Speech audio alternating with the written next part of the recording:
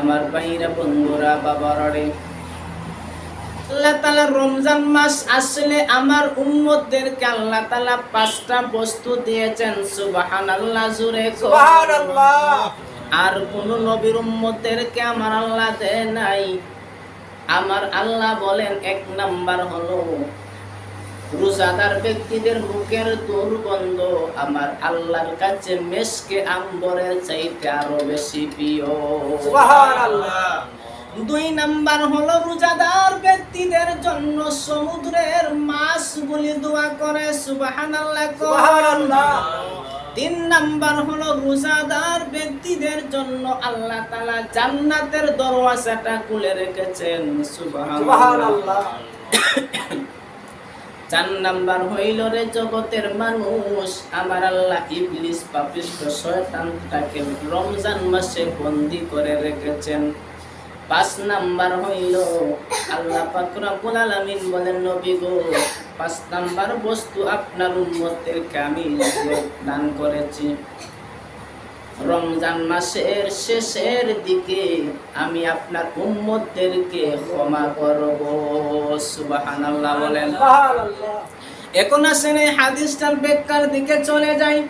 আল্লাহর নবী বলেছেন রমজান মাস আসলে আমার উম্মতদেরকে আল্লাহ 5টা জিনিস দিবেন। 1 নাম্বার জিনিস আমরা পাইলাম, রোজাদার যখন রোজা রাখবে তার মুখের ভিতর থেকে দুর্গন্ধ বাহির হবে। আল্লাহ কয় ওই দুর্গন্ধটা আমি আল্লাহর কাছে মেশকে আম্বরের চাইতে আরো বেশি প্রিয়। সুবহানাল্লাহ। এই মেশকে আম্বরের চাইতে আরো বেশি প্রিয় মুহাদ্দিসগণ এটার ব্যাখ্যা করেছেন। 1 নাম্বার ব্যাখ্যা হইল ওই রোজাদারের মুখের দুর্গন্ধ যখন কিয়ামত সংগঠিত হইব রে, কিয়ামতের দিকে যখন মানুষেরা দৌড়াইয়া যাইবে, ওই সময় ওই রোজাদার ব্যক্তির মুখের ভিতর থেকে মেশকে আম্বরের ঘ্রাণটা বাহির হইবে। সুবহানাল্লাহ। 2 নাম্বার আরেকটা ব্যাখ্যা আছে, মুহাদ্দিসগণ বলেন যখন কবর থেকে মানুষেরা উঠবে, উঠে যখন মানুষ দৌড়াদৌড়ি শুরু করবে, ওই রোজাদার ব্যক্তির মুখের ভিতর থেকে মেশকে আম্বরের চাইতে আরো বেশি ঘ্রাণ বাহির হবে। 3 নাম্বার কারণ হইল আমার আল্লাহ তো বলে দিয়েছেন রোজাদার ব্যক্তিদেরকে আমার আল্লাহ তাআলা নিজ হাতে পুরস্কার দান করবেন। সুবহানাল্লাহ। সুবহানাল্লাহ। কোন মানুষ যদি কোন মানুষের না দেখে কথা বলে, না দেখে কথা বলার কারণে একজন লোকের প্রতি আরেকজন লোককে না দেখলে তার আকর্ষণ বেড়ে যায়। আল্লাহ তাআলা বলেন ও জগতের মানুষ, আমি আল্লাহকে দেখো নাই, না দেখে রোজা রেখেছ, নিজের নফসটাকে নিজের আয়ত্তে এনেছো, গুনাহের কাছ থেকে তোমরা বিরত রেখেছো। যখন কিয়ামত সংগঠিত হবে, যখন তোমরা হিসাব কার্যটা আমি আল্লাহ নেব, নেয়ার পর যখন তোমাদেরকে জান্নাতের ভিতরে দেব, জান্নাতের ভিতরে রাখার পর যখন আমি আল্লাহর সাথে সাক্ষাৎ করবা, তোমাদের মুখের ভিতর থেকে শরীর থেকে মেশকে আম্বরের ঘ্রাণটা বাহির হইবে। সুবহানাল্লাহ। 2 নাম্বার বলেছিলাম সমুদ্রের মাছগুলি রোজাদারদের জন্য দোয়া করব। এটার ব্যাখ্যা মুহাদ্দিসিনে কেরামগণ বলেন আল্লাহ তাআলা আকাশের মধ্যে একটা ঘোষণা দেয়, ও আমার ফেরেশতারা রে, আমি আমার অমুক বান্দাকে ভালোবাসি, তোমরা দুনিয়ার সমস্ত জিনিসগুলির কাছে গিয়ে খবরটা শুনিয়ে দাও। মুহূর্তের মধ্যে দুনিয়ার সমস্ত লোকদের সমস্ত বস্তুদের কাছে খবরটা পৌঁছে যায়। আর আল্লাহ তাআলা আকাশের মধ্যে বলো আমার ফেরেশতারা আমি আমার অমুক বান্দাকে ভালোবাসি, তোমরাও ভালোবাসিও। সুবহানাল্লাহ। আল্লাহ বললেন সমুদ্রের মাছ মানুষদের জন্য রোজাদারদের জন্য দোয়া করে, প্রার্থনা করে সারাদিন। আল্লাহর নবী বলেছেন আরশ বহনকারী ফেরেশতাদেরকে আমার আল্লাহ গো, আরশ বহনকারী ফেরেশতারা রে, তোমরা যে ইবাদতের মধ্যে মগ্ন থাকতা, এখন আর ইবাদতের মধ্যে মগ্ন থাকার কোনো প্রয়োজন নাই। আমার রোজাদার বান্দা বান্দিরা রোজা রাখবো রে, রোজা রাখিয়া যখন হাত উঠাই আমি আল্লাহর কাছে দোয়া করব, আমি আল্লাহর কাছে দোয়া করলে তোমরা আমিন আমিন আমিন আমিন বলতে থাকবা। সুবহানাল্লাহ। আমার ভাইরা বন্ধুরা বাবাজিরা রে, দুনিয়ার সমস্ত কিছু মুহাদ্দিসিনে কেরামগণ বলেন দুনিয়ার সমস্ত কিছু রোজাদার ব্যক্তিদের জন্য দোয়া করতে থাকে। 3 নাম্বার হইল আমার আল্লাহ জান্নাতটারে সুন্দর করে রমজান মাস আইলে সাজানো শুরু করেন। সুবহানাল্লাহ বলেন, আরো জোরে কোন সুবহানাল্লাহ। আমার ভাইরা বন্ধুরা বাবার, আল্লাহ তাআলা রমজান মাস আসার আগে আগে জান্নাতটাকে সাজানো শুরু করেন। ফেরেশতাদেরকে বলেন, ও আমার ফেরেশতারা রে, তোমরা জান্নাতটাকে সুন্দর করে সাজাও। আমার বান্দা বান্দিরা দুনিয়ায় রোজা রাখবো, কষ্ট করব, ধৈর্য ধারণ করব, সবর করব, তাদের নিজের নফসটাকে তাদের নিচের আয়াতে নিয়ে আসবে। আসার পর কষ্ট করে দুনিয়া থেকে যখন আসবে, দুনিয়া থেকে আসার সাথে সাথে আমি আমার বান্দা বান্দীদেরকে জান্নাতে ঢুকাইব। 4 নাম্বার এই হাদিসের কারণ হইল আল্লাহ বলেছেন পাপিষ্ঠ শয়তানটাকে আমার আল্লাহ বন্দী করে রাখবেন। রমজান মাস আসলে আল্লাহ তাআলা শয়তানটাকে বন্দী করে রাখেন। এখন প্রশ্ন, শয়তান যদি বন্দী থাকে তাহলে আমরা রোজা রাখি, নামাজও পড়ি, আবার মাঝে মধ্যে গুনাহ করি, তার কারণ কি? এই হাদিসের ব্যাখ্যা এসেছে আল্লাহ তাআলা বড় বড় শয়তানগুলিকে বন্দী করে রাখেন, কিন্তু ছোট ছোট যে শয়তানগুলি আছে ওইগুলিকে ছেড়ে দেন।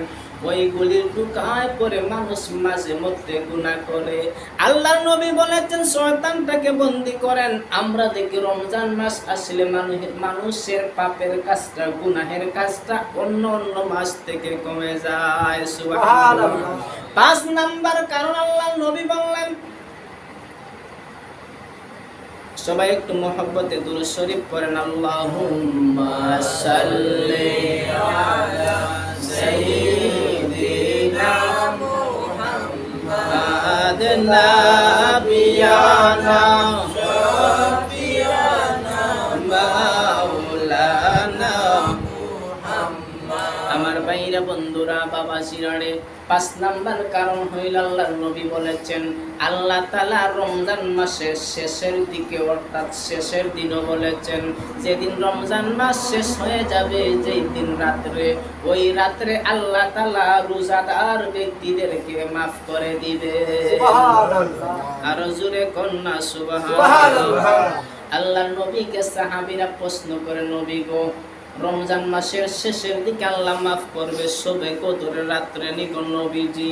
আল্লাহর নবী বললেন সাহাবীরা রে, না না না, ও সাহাবীরা রে, আল্লাহ শবে কদরের রাত্রে মাফ করবেন না রে সাহাবীরা। ও সাহাবীরা শুনো, কোনো মানুষ যদি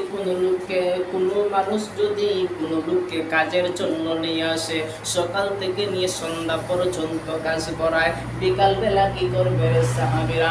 সাহাবীরা ডাক দিয়ে নবী গো, বিকাল বেলা ওই লোকটাকে তার পারিশ্রমিক দিয়ে দিবে। আমার নবী কয়, সাহাবীরা রে, আমার উম্মতেরা যখন পূর্ণ একটা মাস রোজা রাখবে রে, রোজা যেদিন শেষ হয়ে যাবে, আমার আল্লাহ তাদের পারিশ্রমিক, তারা একটা মাস কষ্ট করেছে, এর বিনিময়ে আল্লাহ তাআলা তাদের গুনাহগুলি মাফ করে দিবে। আমার ভাইরা বন্ধুরা বাবা জিরাড়ে, আল্লাহর নবীর সাহাবী আবু হুরায়রা রাদিয়াল্লাহু তাআলা আনহু বলেন, ও জগতের মানুষ, আল্লাহর নবী বলেছেন যখন রমজান মাস আসে, আল্লাহ পাক রব্বুল আলামিন রমজান মাস আসলে আমার নবীর উম্মতের জন্য রিজিকের দরওয়াজাটা আরেকটু বাড়িয়ে দেন। সুবহানাল্লাহ বলেন। দেখবেন অন্য অন্য মাসের চাইতে রমজান মাসের খাবারের আইটেমটা একটু আলাদা থাকে, একটু বেশি থাকে, কারণ নূরের নবী বলেছেন রমজান মাস আসলেই আমার উম্মতের জন্য রিজিকটাকে আমার আল্লাহ বাড়িয়ে দেয়। সুবহানাল্লাহ। আল্লাহর নবী মিম্বর মুবারকের সিঁড়ি মুবারকের মধ্যে প্রথম পা মুবারকটা রাখলেন, এমন সময় জুড়ে বললেন আমিন। দ্বিতীয় সিঁড়ি মুবারকের মধ্যে পা মুবারকটা রাখলেন, জুড়ে বললেন আমিন। তৃতীয় সিঁড়ি মুবারকের মধ্যে পা মুবারকটা রাখলেন, আল্লাহর নবী বললেন আমিন। সাহাবীরা প্রশ্ন করলেন, ইয়া রাসূলুল্লাহ, নবী গো, এমন কাজ কারবার তো আমরা জীবনে কখনো দেখি নাই। আপনি তো আমাদের সম্মুখে অনেকবার, হাজারবার মিম্বরের সিঁড়ি মুবারকের মধ্যে পা মুবারকটা রাখলেন, আমিন কোনোদিন বলেন না। তার কারণ কি? আল্লাহ নবী ডাক দিয়ে কয় সাহাবীরা রে, একটু আগে জিবরাইল আলাইহিস সালাতু ওয়াস সালাম আসলেন, এসে আমার কানে কানে বললেন নবী গো, আপনার উম্মতের মধ্যে যারা রমজান মাস পাইবে, রমজান মাস পাওয়ার পর যারা তাদের জীবনের গুনাহ মিটাইতে পারবে না, মাগফিরাত কামনা করলো না, ও নবী আল্লাহ তাআলা জানিয়েছেন তারা যেন ধ্বংস হয়ে যায়। এ আমার সাহাবীরা রে, আল্লাহ জানিয়েছেন রমজান মাস পাওয়ার পর যারা গুনাহ মিটাইতে পারলো না তারা যেন ধ্বংস হয়ে যায়। আমি নবী বললাম আমিন, আল্লাহ যেন কবুল করেন। ও সাহাবীরা রে, দ্বিতীয় সিঁড়ি মুবারকে পা মুবারকটা আমি রাখলাম।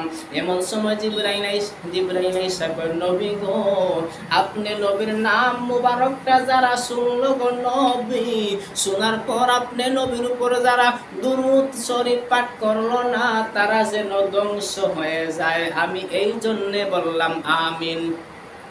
আমার ভাইরা, বন্ধুরা, বাবাজিরা রে, দুরূদ শরীফ পড়তে সময় কিফটামি করবেন না। আল্লাহর নবী বললেন সাহাবীরা রে, দুনিয়ার মধ্যে সব চাইতে কৃপণ কোন ব্যক্তি জানোনি?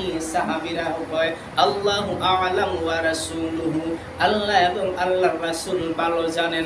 আল্লাহর নবী কয় দুনিয়ার মধ্যে ওই ব্যক্তি সব চাইতে কৃপণ যে ব্যক্তি আমি নবীর নাম মুবারকটা শুনলো, আমি নবীর উপর দুরূদ শরীফ পড়লো না, ওই ব্যক্তির মতো কৃপণ ব্যক্তি আর দুনিয়ার মধ্যে একটাও নাই। আমার ভাইরা, বন্ধুরা, বাবাজিরা, 3 নাম্বার কারণ আল্লাহ নবীকে জিজ্ঞাসা করা হলো নবী গো, আপনি 3 নাম্বার সিঁড়ি মুবারকের মধ্যে পা মুবারকটা রাখলেন আর আমিন কেন বললেন? আল্লাহ নবী বলে সাহাবীরা জিবরাইল আলাইহিস সালাতু ওয়াস সালাম আয়েশা কয় নবী গো, যারা তাদের মা পাইলো, বাবা পাইলো এবং বৃদ্ধ হয়ে গেল, তাদের খেদমত করে জান্নাতি হতে পারলো না, ওই সমস্ত লোকের জন্য আল্লাহ তাআলা বলেছেন, ওই সমস্ত লোকের জন্য আল্লাহ তাআলা বলেছেন, ওই সমস্ত লোক যারা মা পাইলো, বাবা পাইলো, জান্নাত খরিদ করতে পারলো না, ওই সমস্ত লোকগুলি যেন ধ্বংস হয়ে যায়। আমি নবী বললাম আমিন। আমার ভাইরা, বন্ধুরা, বাবাজিরা রে, এখন আসেন 1 নাম্বারটার ব্যাখ্যার মধ্যে চলে যাই। আল্লাহর নবী যখন মিম্বর মুবারকে পা মুবারক রাখলেন আর জিবরাইল আইসা কয় নবী গো, যারা রমজান পাইলো তাদের জীবনের গুনাহ মিটাইতে পারলো না, তারা যেন ধ্বংস হয়ে যায়। এই জায়গার মধ্যে জিবরাইলের দোয়া শুধু যথেষ্ট ছিল, কিন্তু আল্লাহ তাআলা কেন নবীরে মাধ্যম বানাইলেন? আল্লাহ তাআলা নবীকে মাধ্যম বানানোর কারণ হইল আল্লাহর নবী আমিন বলেছেন, এর মাধ্যমে এই হাদিসটার আরো মান এবং সম্মানটা বেড়ে গেছে। কেন আল্লাহর নবী আমিন বললেন? আল্লাহর নবী তো উম্মতের জন্য সব সময় দোয়া করেন। আর এই হাদিসের ব্যাখ্যা এসেছে রমজান মাসের মধ্যে এত বরকত, এত রহমত আল্লাহ তাআলা নাযিল করেছেন। এত রহমত, এত বরকত পাওয়ার পরে যদি মানুষেরা তাদের জীবনের গুনাহ না মাফ করাইতে পারে, আমার নবী কয় তা আমার উম্মতেরা যেন ধ্বংস হয়ে যায়। আমার ভাইরা, বন্ধুরা, বাবাজিরা রে, এই মাসের মধ্যে আমার আল্লাহ এত রহমত, এত বরকত দান করেছেন। আমার আল্লাহ বলেন, আমার উম্মতেরা যদি রমজান মাসে একটা নফল আদায় করে, একটা নফল আদায় করলে আল্লাহ তাআলা একটা ফরজের সমান সওয়াব দান করবে। আরো জোরে বলেন সুবহানাল্লাহ।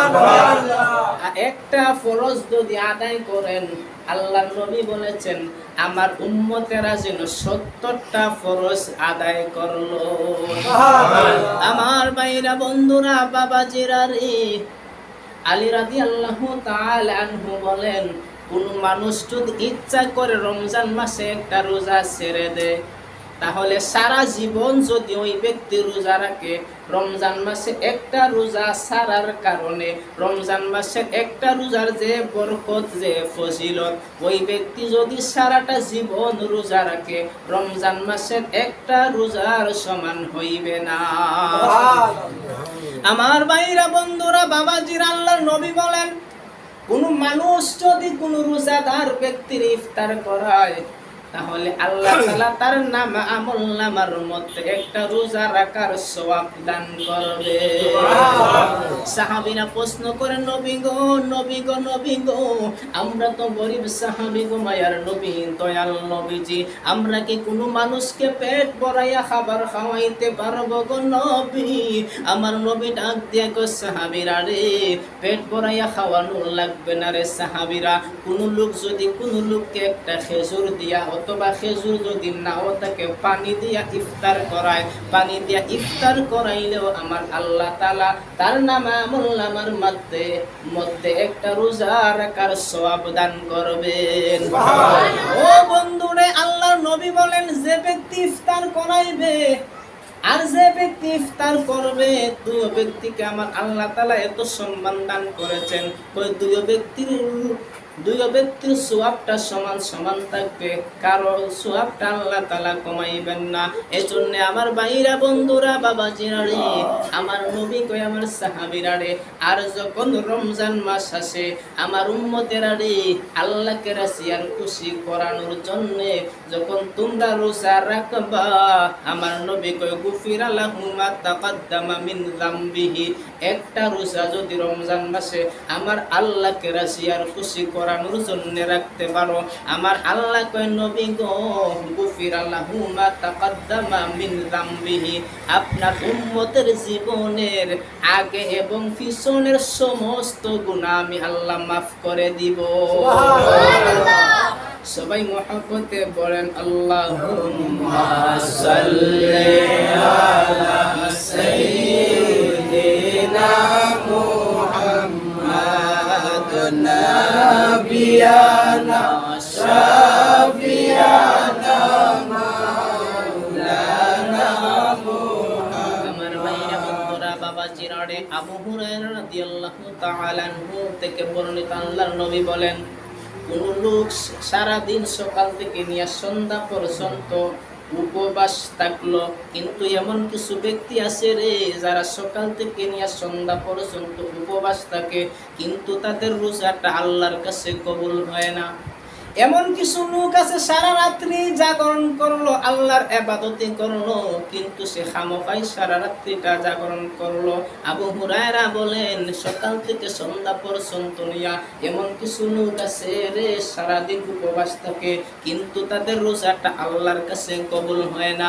এই হাদিসের ব্যাখ্যার মধ্যে এসেছে, আল্লাহর নবীর সাহাবী বলেন, ও জগতের মানুষ, তুমি সকাল থেকে নিয়ে সন্ধ্যা পর্যন্ত উপবাস থাকলা, রোজা রাখার নিয়ত করলা, কিন্তু সারাটা দিন তুমি কেমনে সময় কাটাইবা গল্প গুজব করিয়া?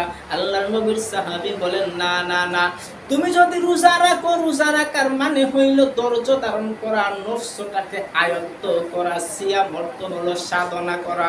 তুমি সারাটা জীবন যে গুনাহ করেছো, ওই গুনাহের কাছ থেকে আল্লাহর কাছে ক্ষমা চাওয়া, ক্ষমা প্রার্থনা করা। তুমি সারাদিন উপবাস থাকলা, আর মানুষের পরনিন্দা করলা, গীবত করলা, অমুক মানুষ ভালো না, অমুক মানুষ ভালো, কেমনে সময় কাটাইবা, গল্প গুজব করবা। আবু হুরায়রা বলেন, ওই ব্যক্তির রোজা আল্লাহর কাছে কবুল হইব না। ওই ব্যক্তি শুধু সারাদিন অনাহারে থাকলো, আর কোনো কিছুই পাইল না। আল্লাহর নবীর জামানায় দুইজন মেয়ে, দুইজন মহিলা রোজার দিন রোজা রাখার কারণে খিদা লেগেছে, খিদার যন্ত্রণায় চটপট চটপট শুরু করে দিয়েছে। আল্লাহ নবীর সাহাবীরা দৌড়ে আইছে, নবী গো, ওই দুইজন মহিলা পেটের খিদায় গো, নবীজি চটপট করতেছে। আল্লাহ নবী ডাক দিয়া গো, সাহাবীরা রে, ওই দুইজন মহিলারে গিয়া তোমরা পানি পান করাও। দুইজন মহিলারে পানি পান করাইছেন। পানি পান করানোর সাথে সাথে দুইজন মহিলা বমি করে দিয়েছে। বমি করার সাথে সাথে দুইজন মহিলা পেটের ভিতর থেকে গোশতের টুকরা বাহির হয়েছে। সাহাবায়ে কেরাম দৌড়ে আসলো, নবী গো, নবী গো, নবী গো, ওই দুইজন মহিলার পেটের ভিতর থেকে গোশতের টুকরা কেমনে আইলো? আল্লাহর নবী ডাক দিয়ে গো, সাহাবীরা রে, ওই দুইজন মহিলা রোজা রাখছে ঠিক রে সাহাবীরা, কিন্তু মানুষের পরনিন্দা করতো, গীবত করতো, চুগলখড়ি করতো, গুনাহের কাজ করেছে। আল্লাহ তো জানিয়ে দিয়েছেন, পরনিন্দা করা, গীবত করা, যে ব্যক্তি অন্য মানুষের গীবত গীবত করলো, পরনিন্দা করলো, সে যেন তার মৃত ভাইয়ের গোশত ভক্ষণ করলো। ও সাহাবীরা রে, ওই লোকেরা হালাল খাবার খেয়ে তারা সেহরি খেয়েছিল, কিন্তু মানুষের পরনিন্দার শুকুরগুরি করার কারণে তাদের পেট থেকে আল্লাহ তাআলা গোশতটা বাহির করে দিয়েছে। নাউজুবিল্লাহ বলেন। আল্লাহর নবী বললেন, রোজা রাখতে হলে মানুষের চক্ষুটাকে হেফাজত করতে হবে। আপনি রোজা রাখলেন, আপনার চক্ষুটাকে হেফাজত করবেন। আপনার চক্ষু দিয়ে বেগানা কোনো মহিলা দেখবেন না, আপনি মা বোনেরা বেগানা কোনো পুরুষ দেখবেন না, অশ্লীল কোনো ছবি দেখবেন না, তাহলে আপনার চক্ষুর হেফাজতটা হয়ে যাবে। আল্লাহর নবী বললেন, তোমার কানের হেফাজতটা তুমি করবা। কিভাবে কানের হেফাজত করবেন? রমজান মাস আসলে ভালো ভালো কথাগুলি শুনবেন, ভালো কথাগুলি বলবেন, মন্দ কথা শুনবেন না, মন্দ কথা বলবেন না। জবানটারে আপনি হেফাজত করবেন। আপনার জবান দিয়ে রমজান মাস আসলে কোরআন তিলাওয়াত করবেন, জিকির আজকার করবেন, ভালো কথা বলবেন, মন্দ কথা বলবেন না, তাহলে আপনার জবানটা হেফাজত হয়ে যাবে। এইভাবে আপনি যদি প্রতিনিয়ত আপনি যদি ভালো কাজ করেন, গুনাহের কাজটা ছেড়ে দিতে পারেন, আল্লাহ বলেন, গুফিরা লাহু মা তাকাদ্দামা মিন যামবিহি। নবী গো, আপনার উম্মতদেরকে ছানিয়ে দেবেন। রোজা রাখলে আমি আল্লাহ তাআলা তাদের জীবনের গুনাহ মাফ করে দিব।